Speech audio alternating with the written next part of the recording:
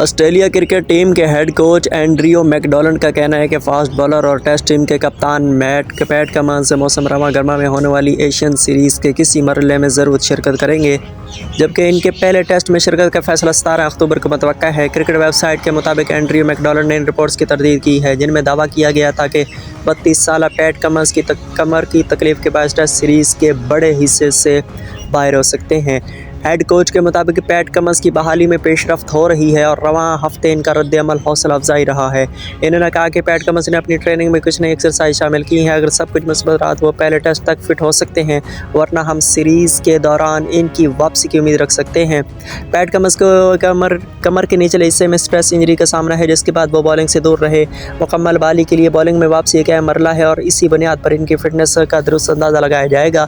اگر پیٹ کمنس پہلا ٹیسٹ نہیں کھیل پاتے تو کپتانی کی ذمہ داری اسٹیو اسمتھ کو سونپی جائے گی، جیسا کہ ماضی میں بھی ہوتا آیا ہے۔ میکڈولنڈ نے واضح کیا ہے کہ اسٹیو اسمتھ کے تجربے کے باعث قدرتی انتخاب ہوں گے۔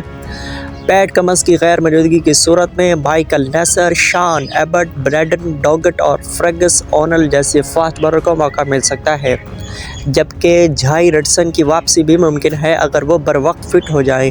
واضح رہے کہ آسٹریلیا اور انگلینڈ کی کرکٹ ٹیموں کے درمیان ایشین سیریز کی 74ویں ایڈیشن کا آغاز رواں سال نومبر آسٹریلیا میں ہوگا۔